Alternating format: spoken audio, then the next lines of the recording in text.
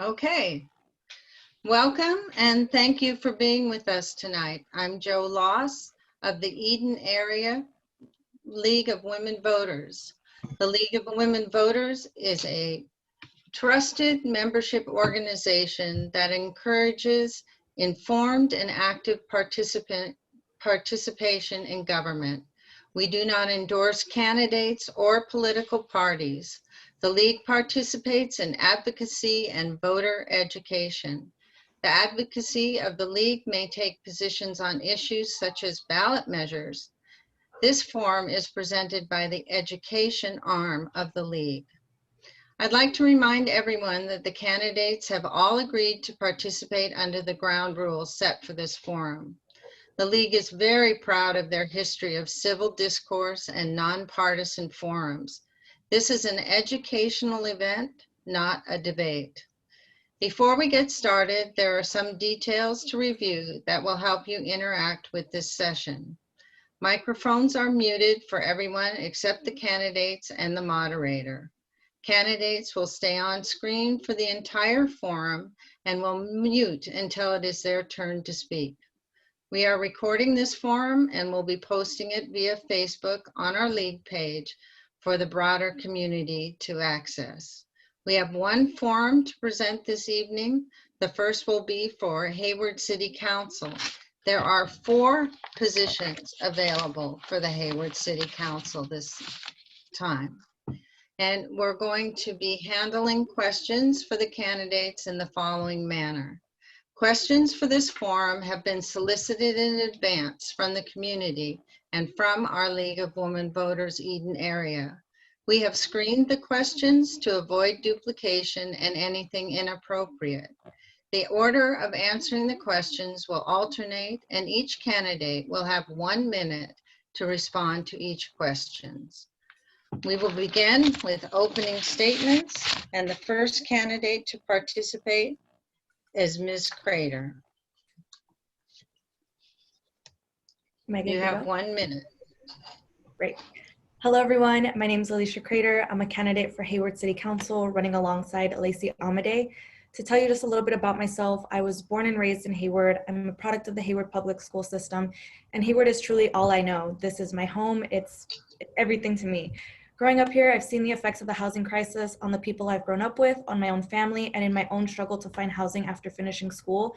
And it's been these experiences that have led me to dedicate my career to the fight for housing justice. I now work as a tenants' rights paralegal serving Hayward tenants, and it's been extremely disappointing to see the lack of tenant protections in Hayward and how long it's taken to see the small amount of progress we've made. And sadly, I've seen firsthand that the slow pace and progress in responding to dire community needs is not limited to just tenants' rights. It's affordable housing, workers' rights, police brutality, you name it. My decision to run for Hayward City Council is a direct outgrowth of my advocacy work. Lacey and I are running to take the Hayward movement for social justice from the streets and into the chambers because we know this community needs real, bold policy solutions, and we can do that with a progressive majority on our council. Thank you. Thank you. Mr. Salinas. Thank you. I want to thank the League of Women Voters for doing this this evening. Your work is always, always wonderful. My name is Mark Salinas, and I have the honor and the privilege to serve the city of Hayward on the Hayward City Council. I was born at St. Rose Hospital. I was raised in South Hayward in the Schaefer Park neighborhood, and I'm proud to say I'm a product of Hayward schools. I'm a Puente student. I'm a San Francisco State alum, and today I work for the Hayward Promise neighborhood. I teach ethnic studies and history at Chabot College, and I'm the executive director of the Kids Breakfast Club. I am running because I want to keep families and neighborhoods safe and healthy. I want to make housing affordable for all income levels and continue to protect tenants. I want to grow Hayward's economy, and I want to continue to include the community and build strong budgets that pay for high quality services and strengthen protection services for every neighborhood. Thank you. Thank you. Next, Ms. Andrews. Thank you, League of Women Voters. I'm ready to fight for affordable housing, business economic development, and a good quality of life, which includes public safety for everyone. I'm a planning commissioner and fought for good jobs, affordable housing projects, so residents can afford to live in Hayward. And I'm a mother, and I want my daughter to be able to live in the city she grew up in, as so many others do not have that opportunity. I'm also a member of Hayward Advisory Council for Downtown Streets Team, which is a job reentry program for those who are experiencing homelessness, as many are homeless due to the lack of affordable housing. We also need good jobs to come to Hayward, so residents have the opportunities to work closer to home. Prior to COVID, I have to drive long distance in order to afford the home that I bought here in Hayward.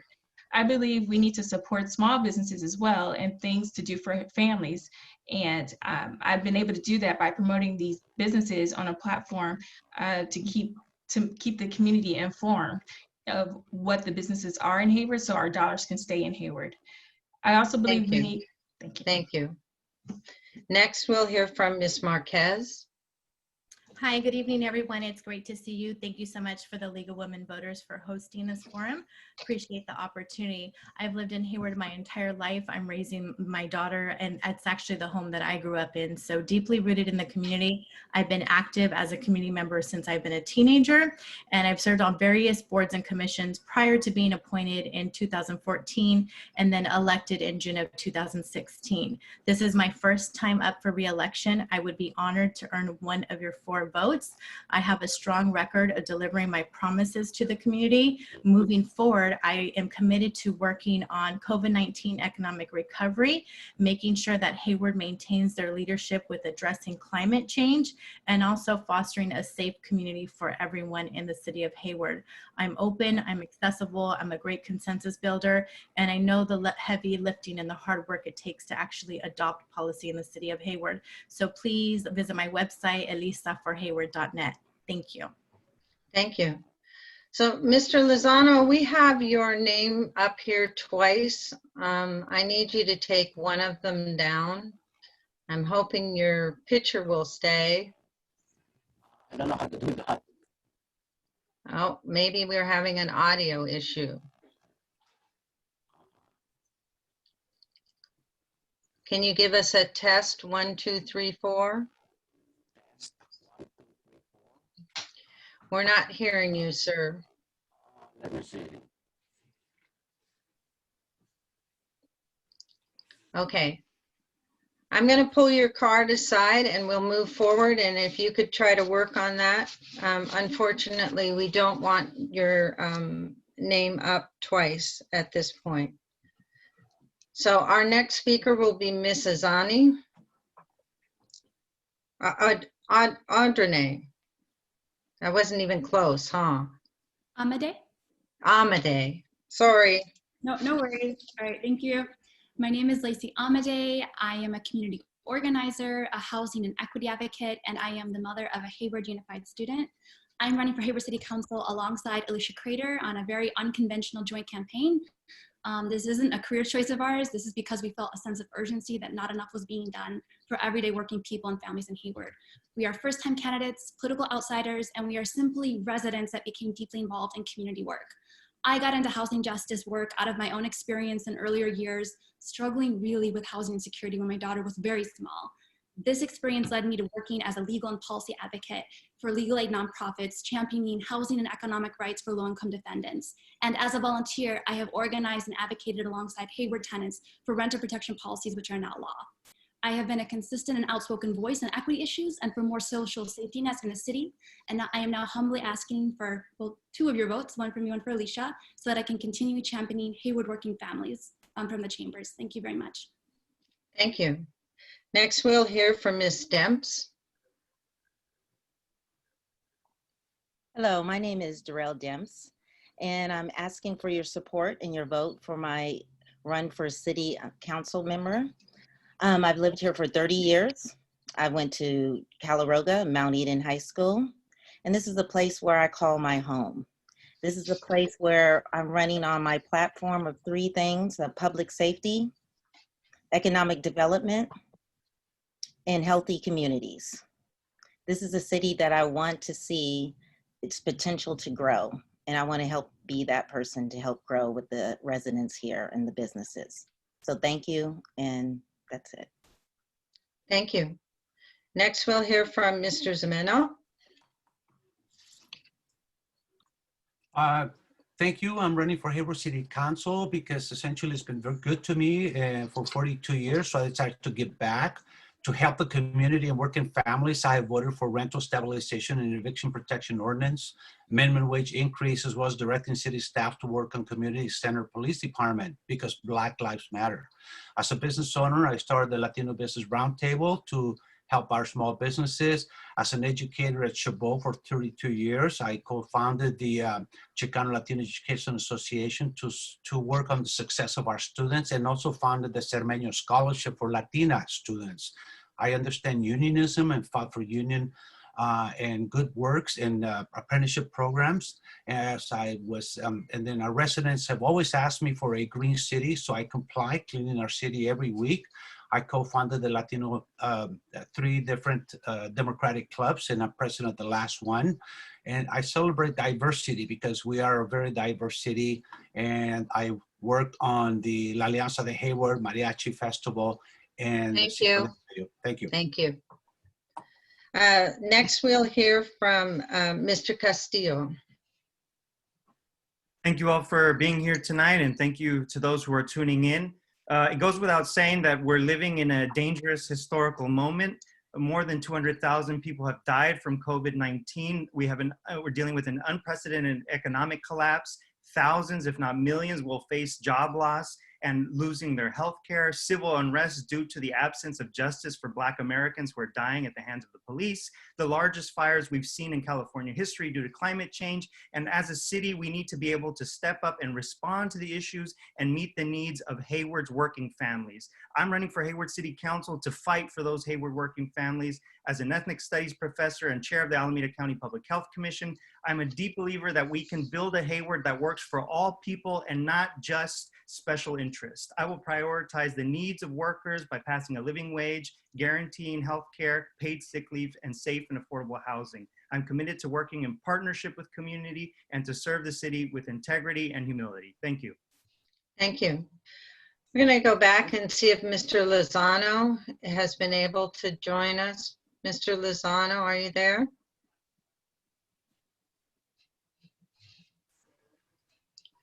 Okay. April, let me know if there's anything you can do to help him. So I see that Mr. Ferreira has joined us. Mr. Ferreira, we're at the 1-minute opening statement. Thank you. Thank you, Women League voters, for putting this on. My name is Tom Ferreira for everybody. I've been here in Hayward for 25 years with me and my family. I raised the 2 kids in the Hayward School District. I've worked on the ambulance 911 for our city for Hayward for 22 years, retired from that. Now I'm working in the ER in the COVID room, but still fighting the pandemic with our over 200,000 deaths in America today. But also want to help get our businesses back going again, large and small. I'm also running on infrastructure. A lot of our roads is in badly need of infrastructure and lighting, speed bumps for safety for our kids. Also a big, one of my other points is affordable housing for Hayward residents, our hardworking middle class. The rents have gone up so much in the last 5 to 10 years. And we need a better living wage where people could work. Thank you, sir. In the city. Thank you. Thank you. So we'll start with the questions. Again, you have 1 minute, and we, as I told you, we'll alternate the order. So Mr. Salinas, you will start with the first question, which is, what was the #1 factor that led you to run for city council? Well, you know, when I ran for city council, the #1 factor was that the city council, I was looking for it to be representative of the city that I was born in and I was raised in. I was also growing concerned that not only did I want a more representative city council, but I also wanted to make sure that when students like me finished graduate school, coming back from graduate school to live in the city that I was born and raised in, that I was able to work in a city that I was born and raised in, that I could have a job, that I can rent and buy a home in the city of Hayward. So those issues primarily were the main thrust for me to run. And you know, I like to say that I have lived the quintessential Hayward experience. I've been a renter, and today my wife and I, we purchased a home when we first got married. It was tough, but we did it. And Thank you. Next, Miss Andrews. Yes, the Well, number one. Go ahead. The Thank number you. one. Mhm. The number one reason why I wanted to run for city council was because on the planning commission, we were having difficulty having developers bring affordable housing projects to the commission. And I would like to see more inclusionary affordable housing to increase in our city. And also on planning commission, we were getting frustrated that we weren't seeing enough amenities to complement the housing that was coming online. So I would love to see more amenities, things for us to do. A lot of people who come to Hayward feel that they have to drive to other cities in order to do a lot of the things they would like to do. They would like to shop in other cities. They want to eat in other cities. And I would like to see more amenities happen here where we don't have to drive long distances. Thank you. Ms. Marquez. Thank you. Okay. The timer wasn't working. Thank you. So the reason why I decided to run for city council is just my lifelong commitment to the community. As I mentioned earlier, I've been active since a teenager. I worked for various local nonprofits. I've served on boards and commissions, and just really learning the importance of local government and trying to bridge that gap of what I'm hearing from the community and actually implement policy. So my desire to run, my desire to serve is simply to do what's in the best interest for as many people as possible. This is my home, and I feel that we can all do our part to make it a safer, happier, and more livable community. Thank you. Thank you. Miss Amade.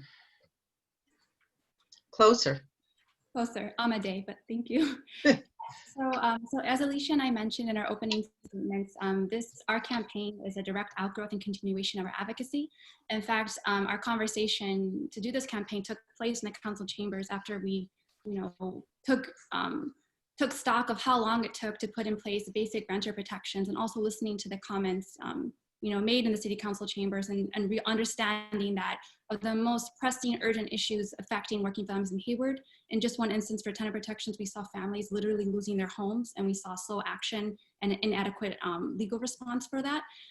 We knew that we needed people who were really understanding these really pressing issues, and who were going to step up to champion those policies in order to adequately and urgently respond to issues such as evictions, such as the lack of workers' rights, such as needing a fair and just community safety program so that absolutely all Hayward residents feel safe when they need assistance from our city. So this is a continuation of advocacy, and I am an organizer. Thank you. Next, we'll hear from Ms. Demps.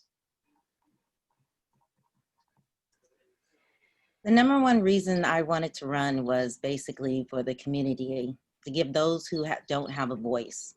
I've heard so many times of what they would like to see as the residents here, where as part of shopping, part of eating, that people go to other places. I think that's already been said before, and that was one of my main concerns, as well as a healthy community of building a relationship with our public safety, with our police officers. That way we can all feel safe. So those are the reasons, or my passion of running for city council. Thank you. So, Mr. Lozano, I see that you're back. I will extend your closing statement to 2 minutes, since you didn't get to make your opening statement. Yes, thank you. And we will go ahead and work on that. Technology is not everyone's friend. Yeah, So, I know that. Yeah. Mr. Lozano, the question was, what is the number one factor that led you to run for city council? Well, I've been here for 15 years, living in Hayward apartment. And I noticed that there is not much improvement in the affordable housing. There's not much improvement in jobs. There's not much improvement in safety and development in the economy. So I think I can make use of my education, experience as an attorney, as an accountant, and as a businessman to help the city of Hayward. I was an attorney for 21 years doing immigration, bankruptcy and foreclosures, and claiming for accident injuries and work accidents. So I can do a lot. I work as an accountant in LA Unified School District, one of the second biggest in the country.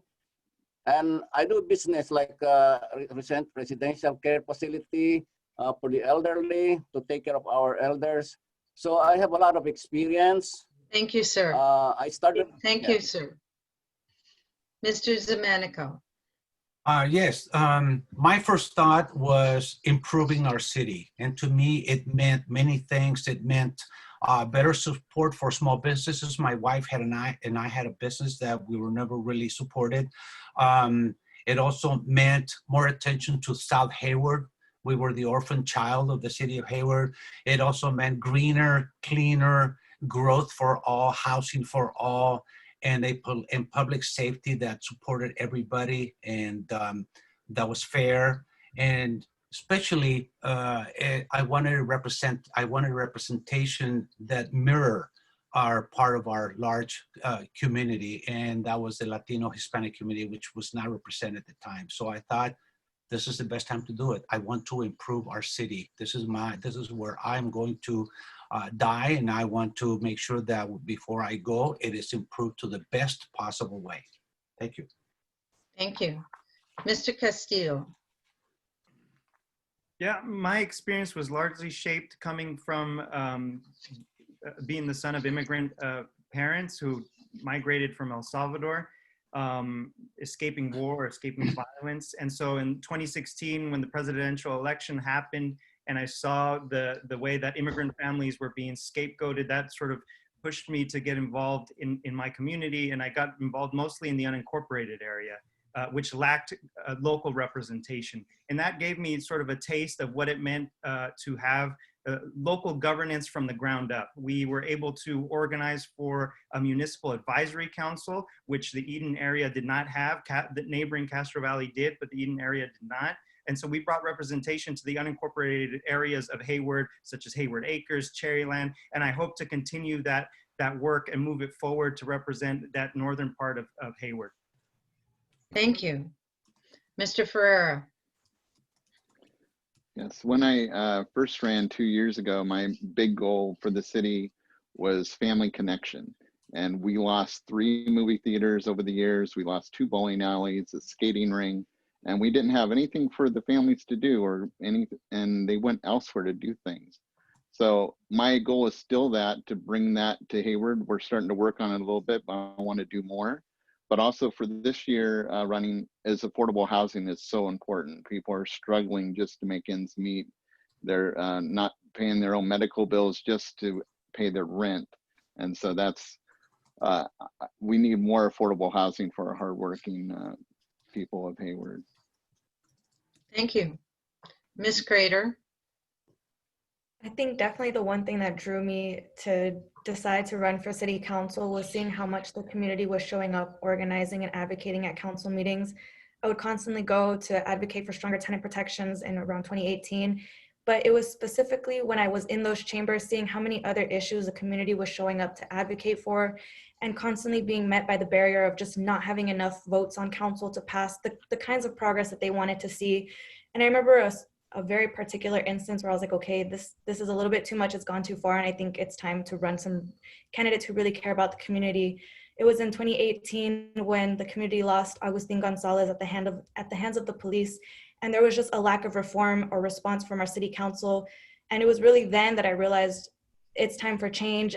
I'm willing to step up and run for council, not because it was a career choice, but because, like Lacey said, it was definitely an outgrowth of our advocacy work. And if we wanted to see this movement go anywhere, we really just needed those votes and those seats to be held by people who are a part of the movement. Thank you.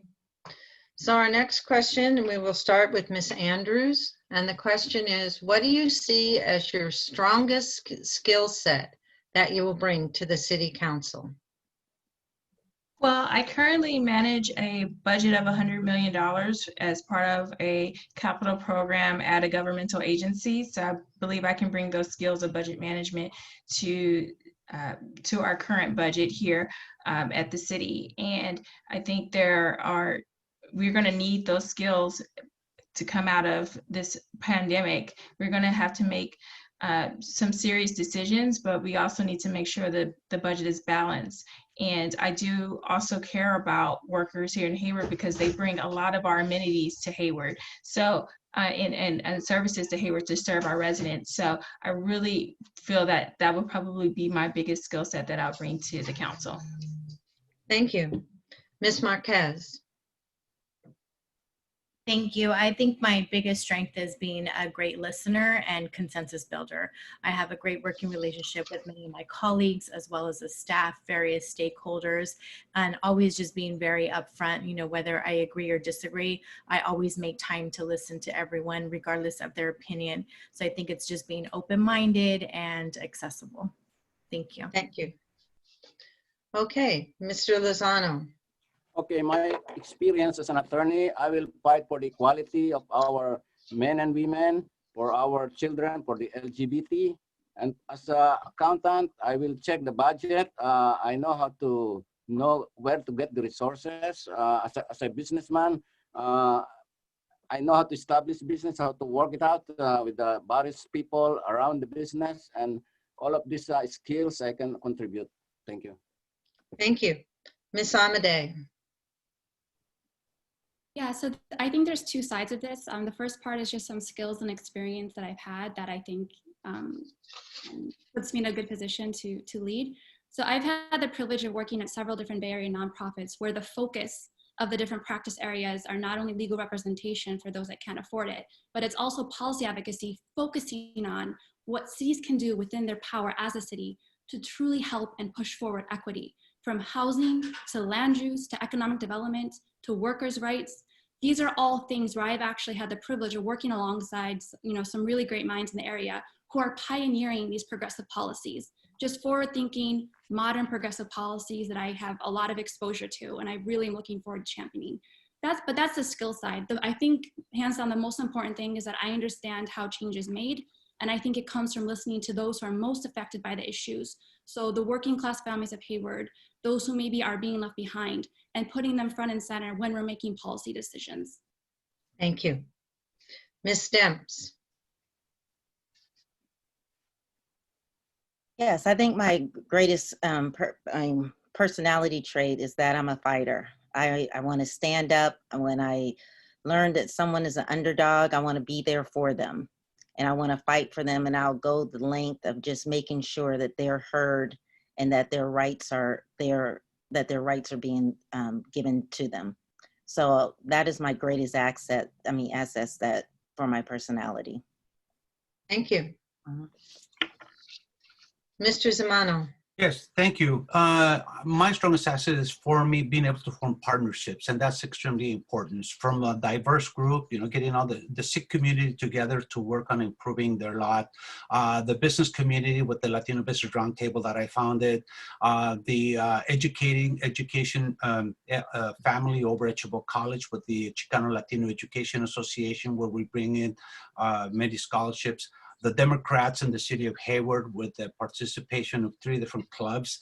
And I'm the president of the Hayward Area Democratic Club.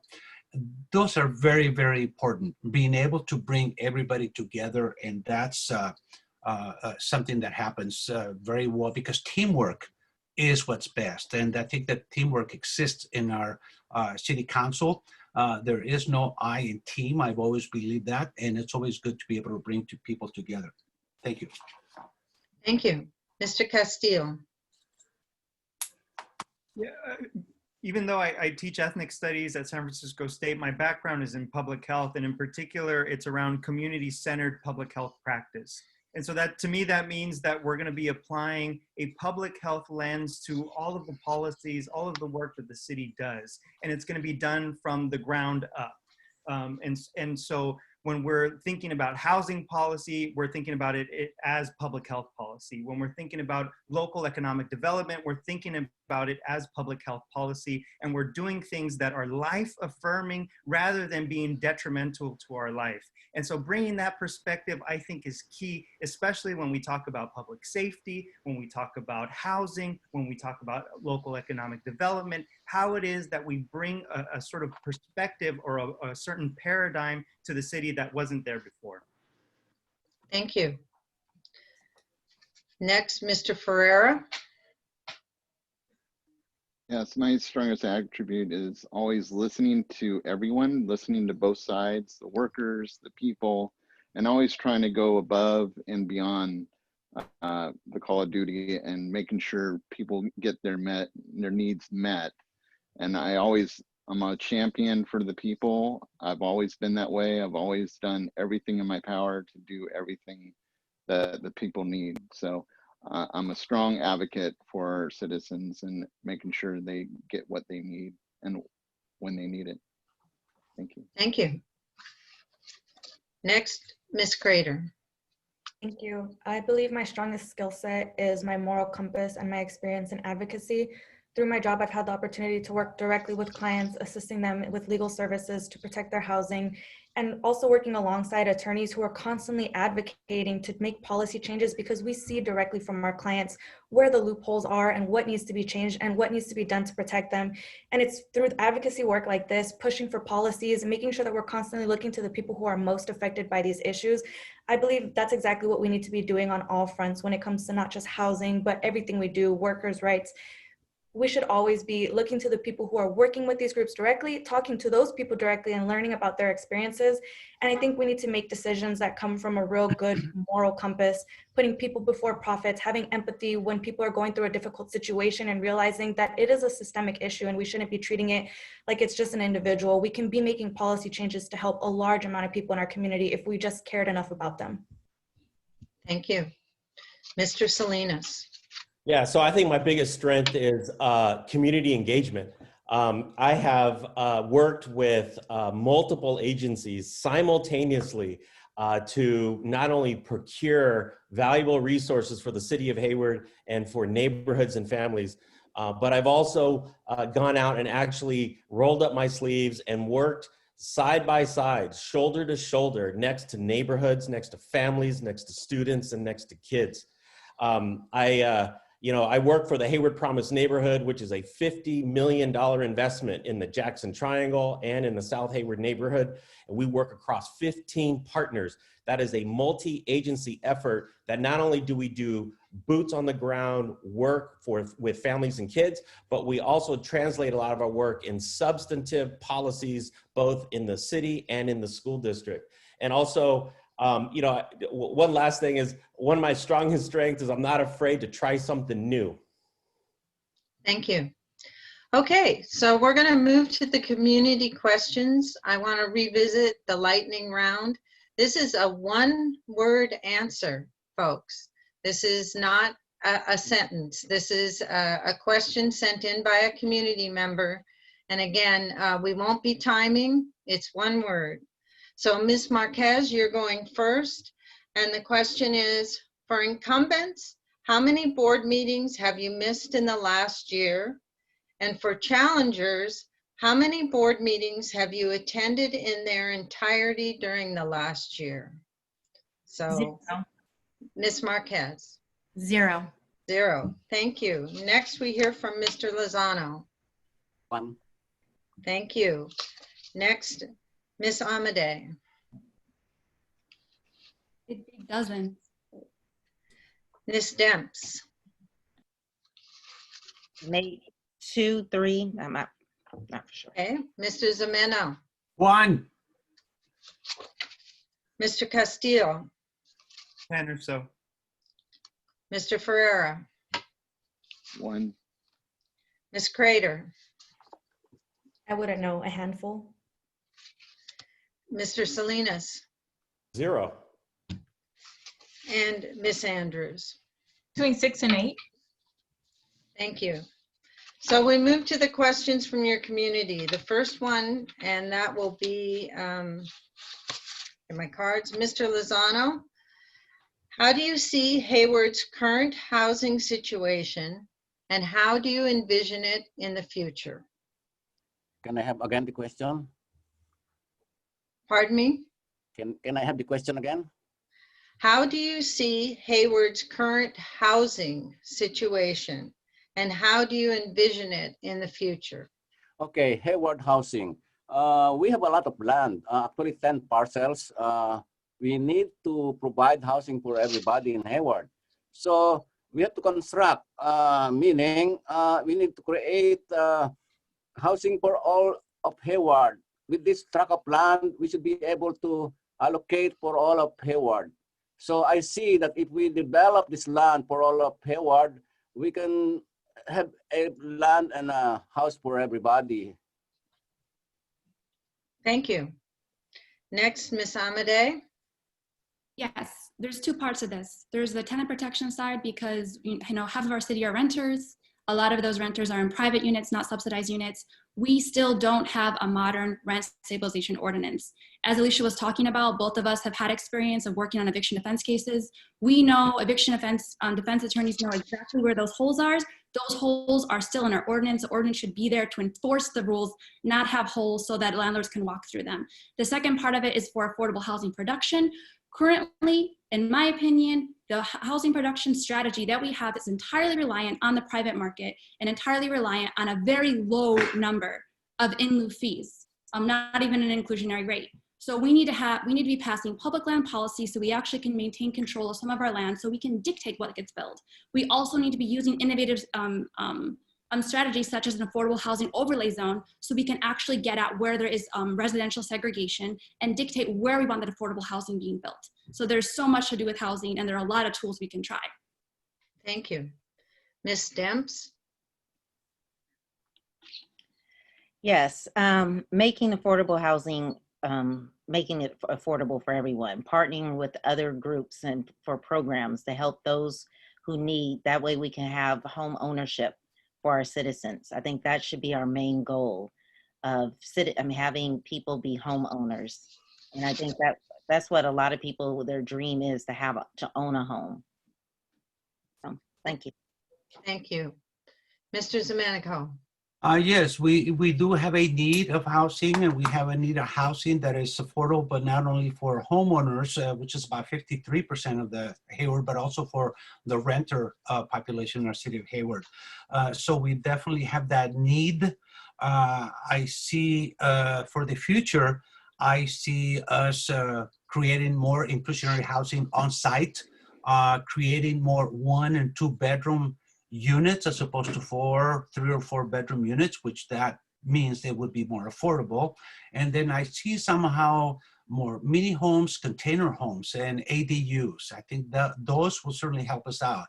Our 2 daughters had to move out of Hayward because they were all very expensive in the housing. So that's something that I am pleased with. And I think that the young professionals coming out of the university need to have these houses. Our teachers need to have these houses, and that's very important. And we can do this. Thank you. Thank you. Mr. Castillo? Yes, Hayward is facing a series of challenges when it comes to housing. And I think exploring alternative models that are being tested throughout the United States, like the community land trust model, to move vacant parcels of land towards community ownership, establishing grants to support limited equity co-ops as a means of affordable housing, allowing tenants the first right of refusal through policies like TOPA or COPA, in which tenants have the opportunity to purchase their home, the place in which they live. And then we also need to think about our unhoused neighbors. How is it that we're going to put resources to make sure that they are being housed? And one housing policy that has worked across the country is a housing first policy initiative. It needs to be a regional approach, but if we house people without any prerequisites or conditions, we see that those people actually remained housed in the long term. Thank you. Mr. Ferreira? Well, first, we need more affordable housing. Given our Caltrans land that we're getting, we need to make sure we build more affordable housing for that land and not give developers a way out of paying their way out from building affordable housing that they currently have right now in the city of Hayward. We need to raise our limit from 13% to 20% and make sure that we could build on that. And also having the affordable housing, to give you an example, the Sohei project, their affordable housing concept from the Planning Commission was that 400 square foot rectangle room with just a bathroom, and that was affordable housing. And it doesn't include a parking space. So we need to have a better plan for affordable housing with actual rooms that people and families could stay in. Thank you. Ms. Crader? Thank you. So where we're at right now, I believe, like the rest of the Bay Area, we're in a housing crisis, and Hayward specifically, we're behind in addressing it. We can turn to so many of our neighboring cities like Oakland, Berkeley, Richmond to look at the policies that they've put in place long before us to address the exact same housing crisis. Because here in Hayward, who's really suffering from the housing crisis right now are low-income Black and brown communities, and that's who we need to be protecting. We need to be pushing, or what I see us doing in terms of housing in Hayward is fighting for real rent control. We need to be making sure that we're keeping our housing affordable as possible, pushing for really strong tenant protections, pushing for a public lands policy, and making sure that we're prioritizing our developing affordable housing in our community.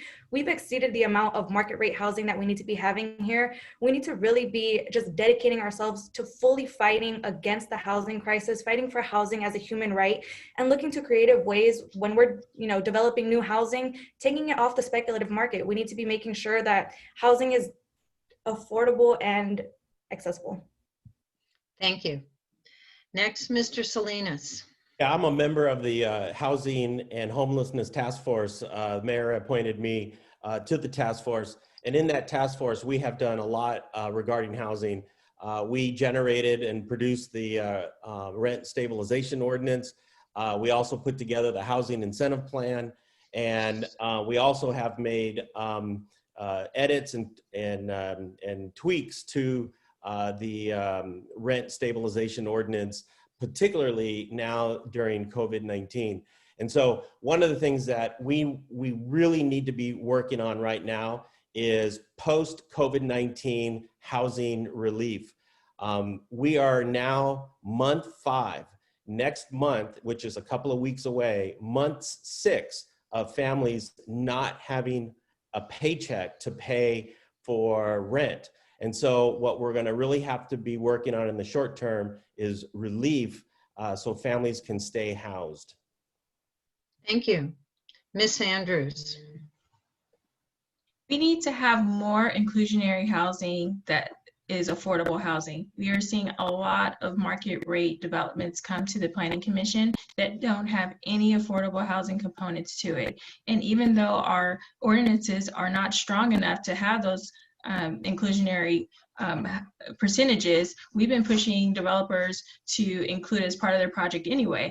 And one of the ways we've done that is we have pushed developers to do at least 20% of their projects to be affordable housing. Even though it's not required, they know that that's something the Planning Commission wants to see. So even though we don't have those laws in place, we've been pushing developers to work with us in order for us to get more affordable housing. We've also been looking at the design of the developments that have come and have requested that they have rental opportunities within the developments. And I also will push for joint ventures with nonprofits and private developers in order to push for more affordable housing to come online sooner. Thank you. Ms. Marquez. Thank you. So when I was on the Planning Commission, I advocated and was very successful in making sure that we included universal design. I was also one of the first council members to speak about the importance of affordable housing. It has taken us a little bit long to get to this point, but we have successfully repealed and replaced our rent stabilization to make it stronger, to provide more protections, as well as just cause evictions protections extended to more tenants in Hayward. We also now in our strategic plan have the language to preserve and protect affordable housing. I've also advocated and have requested on every housing project that we start tracking our RHNA numbers, because it's imperative that we ensure that we have housing at all income levels. We also successfully opened up the Navigation Center, and we're looking at opportunities to partner with more communities to expand those services for the unhoused community members. We also doubled our inclusionary housing fees, and over a year ago allocated over $30 million in affordable housing and $500,000 towards one-time rent assistance due to COVID-19. Thank you. Thank you. Well, I want to compliment you all. You're doing an exceptional job of moving forward, and we're going to get in more questions than I even hoped. So thank you.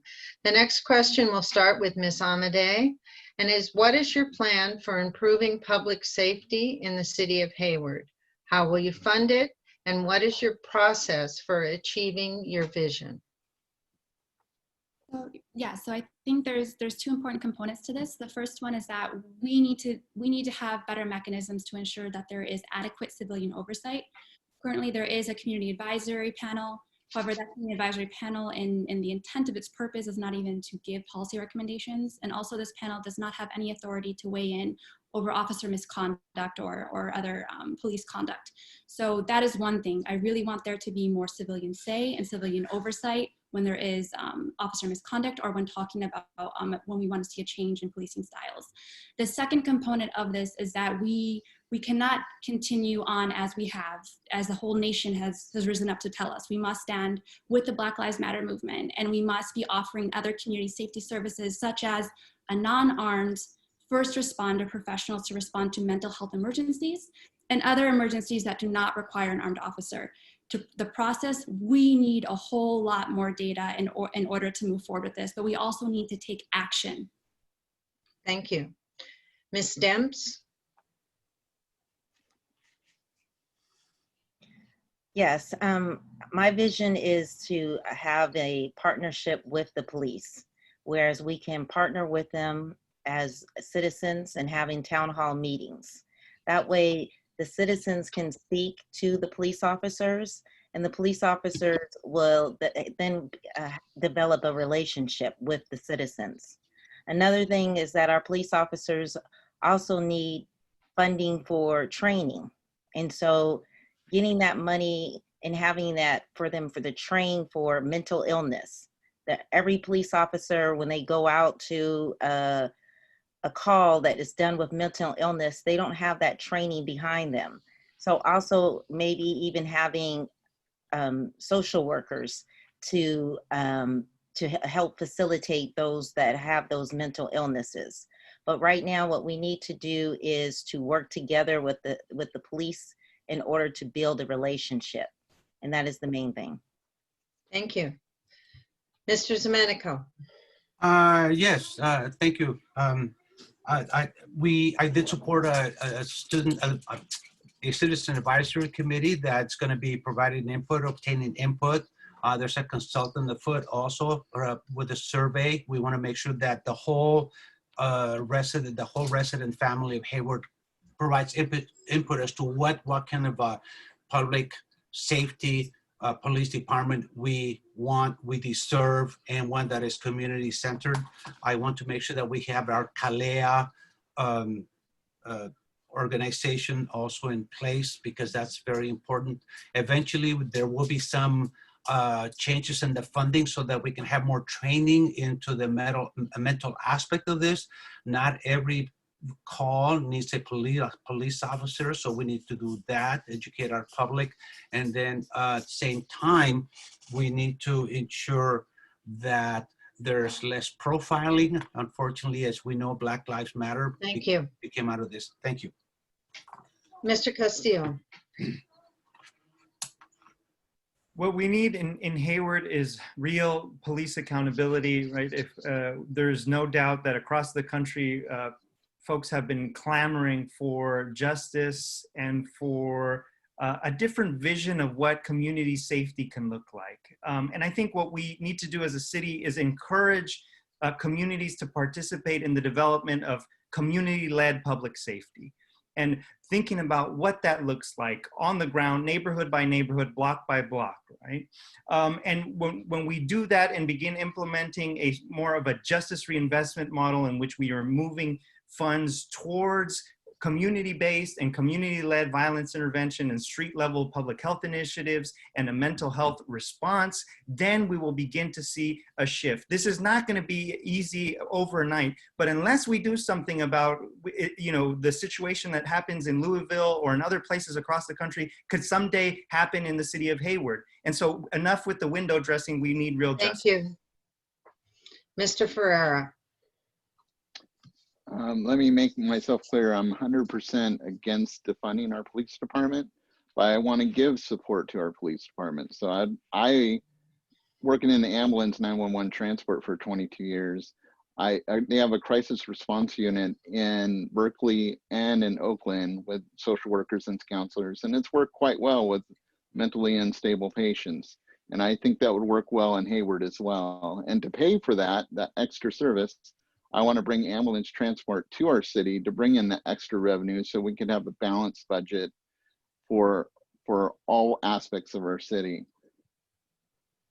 Thank you. Ms. Crader? Yes, thank you for this question. I believe this is not something to be taken lightly. It's something that merits immediate action for the safety and the well-being of our community members, especially for the Black and Brown community. We need to be truly reimagining and redefining what community safety means, and we need real action. Hayward's not immune to the issues that we're seeing across the nation. My very own friends have lost loved ones at the hands of the Hayward police, and police shootings of our community members do happen. Just this past June, we saw 3 officer-involved shootings in less than 2 weeks in Hayward. Our current community advisory panel is insufficient. It's not transparent. It does not give community members the power to make real change. We need stronger oversight from our community, and we need to act now. We need to be looking at the duties of traditional patrol officers who are trained and authorized to use lethal force, and make a determination if these are duties that other trained first responders can be carrying out, such as responding to mental health crisis, domestic violence, or traffic enforcement. And we need to identify new public services that the city can offer, such as these first responders, and make sure that they're paid full-time city employees outside of the police department. Thank you. Mr. Salinas? Yeah, so I believe the question was about funding and about investing in resources in the police department. And first and foremost, it's a community-wide process. It's a community-wide process that I have honored over the years. Survey after survey after survey that we have conducted in the city, the top priority of every survey we have done over the years has been safety and protection services. And that's why we've been able to successfully pass Measure C. And so I want to be very clear about this, is that I want to make sure that we allocate Measure C in the way that the voters intended us to, that they intended us to do when they voted for it. Yes, I agree that we need to match staff with service calls, and we also need to invest in more programming for kids and families related to mental health. Thank you. Ms. Andrews? Yes, today is it's a tough day to have this question for me, being a Black woman, and we have to recognize that change needs to happen. And I do believe that we need to have mental health advocates on site when there's a crisis, and not just mental health therapists on staff. And I have done a ride along with the police department, and they agree. They would like more support. They have been called to be the response to everything under the sun, from changing, helping with a mental health crisis versus restarting a car. And we do not need to be spending our resources on having these varied responses for the police department. We need to have more appropriate community services to a lot of the issues we see at the police department, but I would like to see something similar to Fremont of having a mental health advocate along with the police department. Thank you. Next is Ms. Marquez. Thank you. First, I want to just affirm that Black Lives Matters, and we do need to be having these very, very difficult conversations. A lot of us have different experiences, different exposure to the situation, but we first need to start with the willingness to empathize and to listen. So this council is committed to doing that. We are approaching a community-wide survey. We're going to continue to have conversations to get feedback. It's very important that everyone and anyone that wants to be part of this discussion come to the table. I also want to see that we have more frequent conversations in terms of the police department providing stats and updates to the community on a quarterly basis so we can analyze the data, and if there are issues we need to address, we could get ahead of them early on. I'm very, very open to a lot of the demands that have been made to the council, but we need to vet those. We need to be thorough. We need to include employees, community groups, faith leaders, social justice leaders, and I want to see action as well, but it has to be gradual because there are domino effects and unintended consequences. Thank you. All righty, and Mr. Lozano. Yes, my program is like this. It's a community policing, meaning the community will set up an organization in each block or whatever it is to support the police. The police should be present whenever there's areas that are in danger or emergency. So the police should be trained, and with the coordination of the community and the government in particular, we can achieve this. Because what I believe is the police needs training. We need to improve the hiring of the police, and we have to reallocate the budget to provide for mental illness, psychiatrists, and for Black Lives Matter, because we have to address the Black Lives Matter as a matter of policy. I know that there are so many issues on this matter, so I support Black Lives Matter and a strong police. Thank you. Thank you. So this is a pretty long question, but in listening to you all tonight, I think it's something that you'd like to answer. So bear with me. And again, this is a community question that came in. Hayward is one of the most diverse cities in the United States. Do you think all segments of the population are adequately represented in the local government structure? If not, who's missing and what are your plans to rectify any issues that you identify? And the first person to answer is Ms. Demps.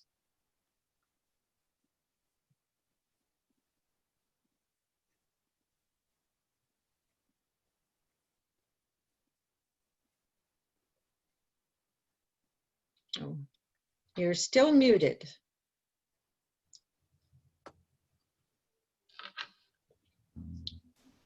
There we go. Okay. Hey, sorry about that. Sorry. Okay, I'm sorry. Can you repeat the question again? I'm sorry. John, will you stop the time? When you that happens, you get a little bit stressed. So here's the question. Everybody listen so I don't have to repeat it too many times though, okay? Hayward is one of the most diverse cities in the United States. Do you think all segments of the population are adequately represented in the local government structure? If not, who's missing and what are your plans to rectify any issues you identify? Ms. Demps. Okay. Currently, I do not think that it is a very diverse, and I don't think all citizens are representative of color. Currently, I see when I'm going out in the community that a lot of people are afraid to talk to, or afraid to come out to speak about the government. They are afraid because of language barriers. They're afraid because of being deported. And so I think those issues, and they're business owners, some of them, and they're residents, and they just feel like their voice is not being heard right now. So I that's why I'm encouraging to have town hall meetings where people can feel safe and to be able to speak within their own. So that is one of the main reasons. So thank you. Thank you. Mr. Zermeno.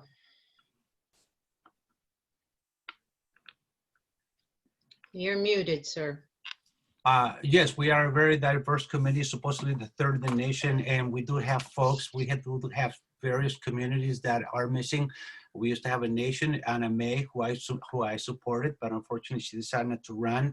At the moment, we are missing the African-American community, the Asian community, the Middle Eastern community, and it's something that I think we could easily work on.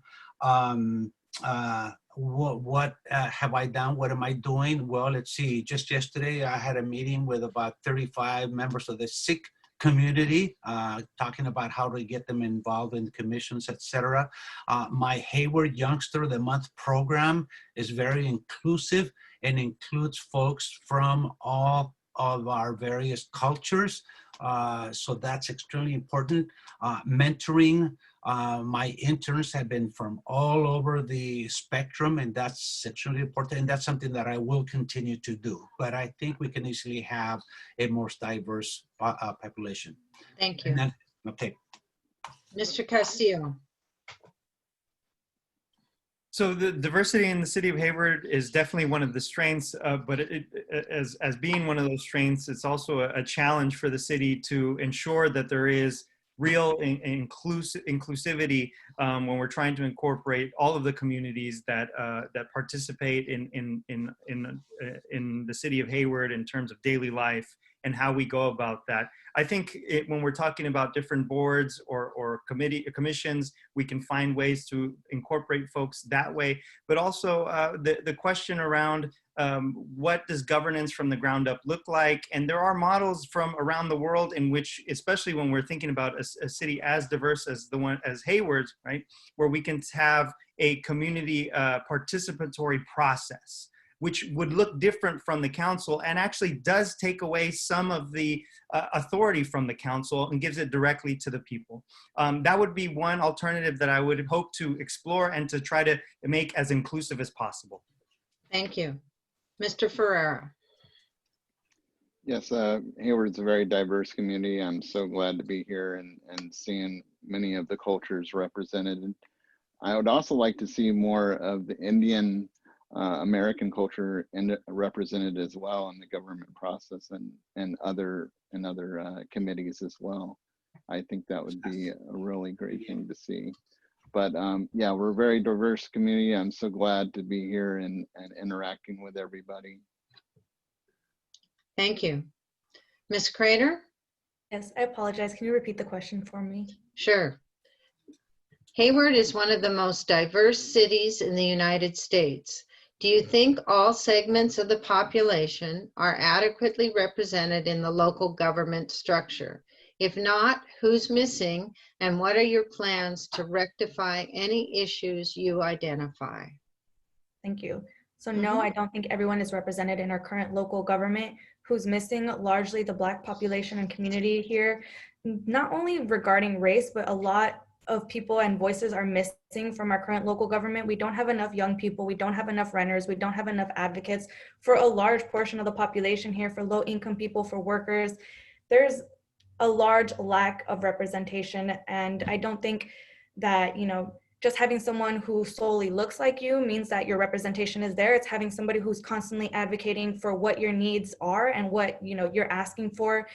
I think in regards to what I would want to do to address that, it's constantly continuing and growing the relationships that I do have with these different communities amongst Hayward, whether it's renters, young people, the Black community, and the advocates that come specifically from those communities who are constantly fighting for their entire group of, communities, saying exactly what they've seen through their work and through their experiences, and working closely with them and putting them at the center of the conversation and giving them the space to really dictate what policies we're going to be pushing forward. Thank you. Mr. Salinas? Well, I'll tell you, no, not all people are represented in local government, but we are going to have an opportunity to make sure that we can have an inclusive process as possible when we vote for Measure NN that's on the ballot that will enable us to bring in more people from more communities of color and neighborhoods of color in Hayward to participate on boards, commissions, task forces, And so that's going to be a great initiative, a great measure that I'll be looking forward to voting for. I look at the hard board, the school board, the city council, East Bay Regional Park Board, and there is room for growth and diversity in all of these boards. And there's also foundation boards, and there's also other committees associated to all these agencies. And so what people should do is join these boards and commissions and committees and learn how the process works. And then, Ms. Andrews? No, I don't think our government is representative of all of Hayward. And if I was to be on the council, it would be the first African-American woman on the council. And the issue I see is that the last time there was a Black representative on city council was 8 years ago. So that voice has been missing at a really crucial time when it comes to looking at what's happening with our public safety. And so that issue of not having representation to help speak to those matters has definitely caused issues within our city.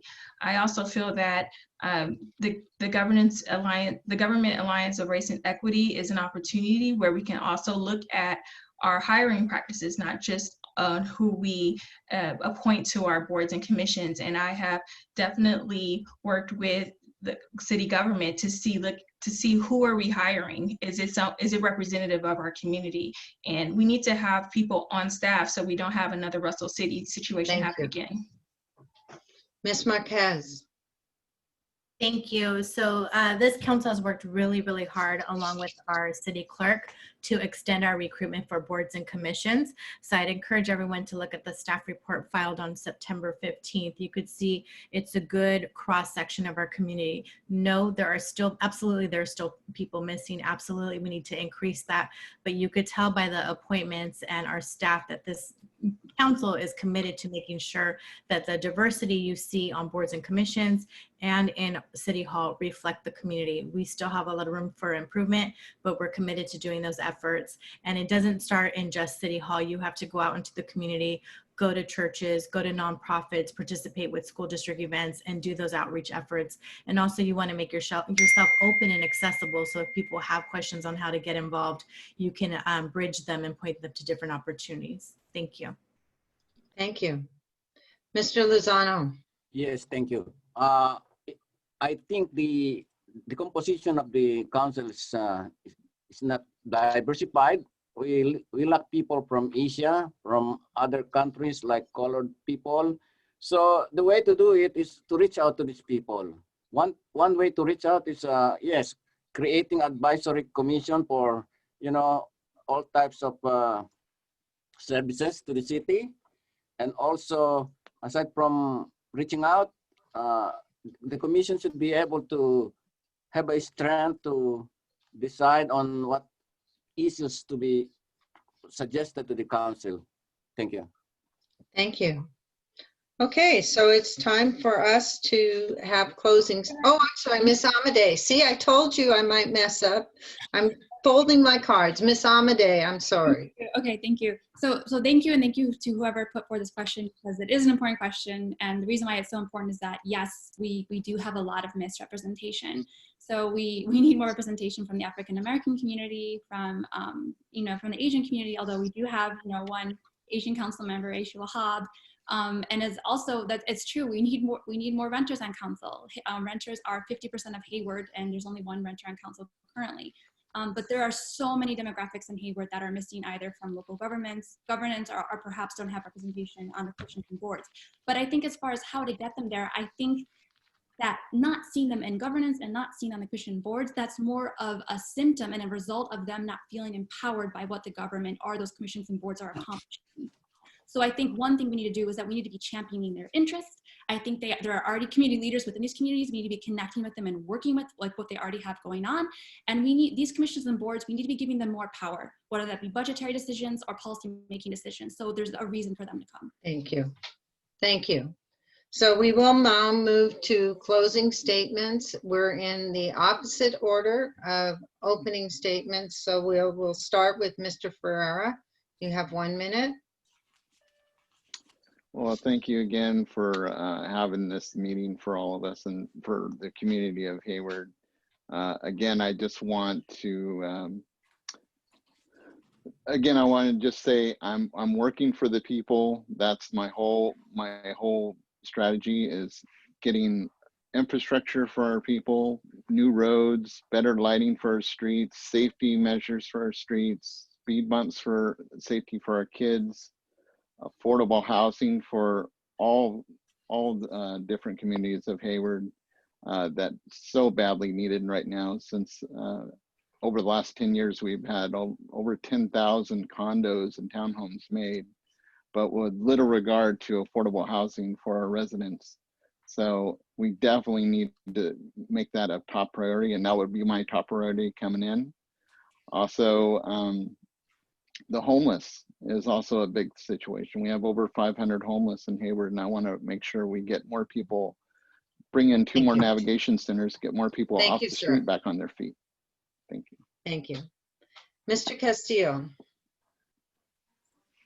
So I want to thank you all, everyone who participated on this panel, the League of Women Voters, everyone who tuned in. You know, I think I can't stress enough how important this election in November will be, not just for Hayward City Council, but for the nation. And so if you can reach out to as many people as you can and get them to register to vote, if they're not already registered to vote, and tell your tios, your tias, whoever it is to get and go out and vote and mail in their ballots, it is crucial, I think, more than ever. And I'm not trying to be an alarmist in any way, but it is crucial this year. I think what I will bring to City Hall is bold, innovative, and proactive leadership. One that is coming from the community, from the bottom up, and one that hopes to represent those working families all across this city in order to make a better city, not only for those residents in Hayward, but hopefully to begin a trend in which we're building a better Bay Area for all working families and a better state. So thank you so much for all your time. I appreciate it. Mr. Zamanico, your closing statement. I'm very good. Thank you. So I do put people first. I'm committed to you, to the Hayward family, to our city. I am running to make sure that you all receive the services that you deserve. I have the experience, the commitment, the time, the energy to keep moving our city forward. I believe in transparency, honesty, equity, equality, acceptance for all. And that is how I make my decisions. So besides championing environmental policy and climate restoration, I stand for improving our neighborhoods, affordable housing, solving the homeless issue, public safety, and a COVID economic recovery that will best protect you, protect our jobs and worker rights. There are many electeds out there, working families, union members, educators, elders and youngsters, and business owners who believe that I'm the right person for Hayward City Council. So what the city needs this year especially is experienced leadership from folk who build associations well, and that's what I do. I influence on every aspect of our city and act on requests by our residents. Thank you. Next, Ms. Demps. Yes, my final statements are, why not now? That's my question. Why hasn't all this been happening? That's why I'm running. Why do we've been listening to everyone speak, but the main thing is, why haven't there been any town hall meetings? Why haven't there been talks with the police before? Why not? And that's what my question is, and that's why I'm running, is why not? It needs to be done, and it needs to be done now. Our community is in jeopardy. Right now, the state right now is, everyone needs to vote. And I hope when you guys are listening to this and you're voting, read what each person is about and ask yourself, why not? And let's vote. Thank you. Thank you. Ms. Amadei. Thank you. I just want to extend a sincere thank you to the League of Women Voters, to all the panelists and all the listeners. These down races, local races are so important. This is an important election, but I'm so glad that so many more people are paying attention to the local races as well. This is so important. I just want to thank you all. So as I mentioned in my opening statement, I am an organizer and advocate first. Elisha and I started this, kind of funny joint campaign because we are just regular residents that became deeply involved in advocacy, and because we had been working alongside community members who felt very left out by the city's policies. I've had the good fortune to be exposed and work with forward-thinking progressive policies that put working families first. And I'm very proud that Elisha and I took great strides to not take money from any corporations, corporate developers, or any special interest group other than just individual community members, so we can be 100% accountable to the people of Hayward. Go to haywardsite.com to read more. And Thank you. ask for your vote. Thank you. John, our timer, Mr. Lozano will have a 2-minute. Thank you very much. Mr. Lozano. Thank you, everybody. Okay, we need a new people in the council. Why? Because the affordable housing has been there for like so many years, but it has not properly addressed. We are behind. We need more jobs. We have to create more jobs. We can invite companies to establish offices and facilities in Hayward. We have the place, we have the land. So why can't we not create facilities for this company so that we can have more jobs? Also on the equality, we have to fight for our rights, for the equality of men and women, for their pay, for their education and the environment. So we have to be able to act on this with the decisiveness. We need to protect our immigrant community. And my job is an immigration lawyer for like 21 years. It's all devoted to this. I have supported people who are poor and in bankruptcy, people who are injured in accident and in the workplace. So this is all my passion. I will do it with tenacity. I will do it with honesty, integrity, and transparency. I started from nothing, and I do not expect that I will be rich with this kind of position, because my passion is to improve people's life, to make a difference. I will be honest, I will be transparent. So I will be equal to everybody, the LGBT, the women. I will support their decision to have an equal pay for equal work. And I hope you will support me. Thank you very much, everybody. Vote for Chris Lozano.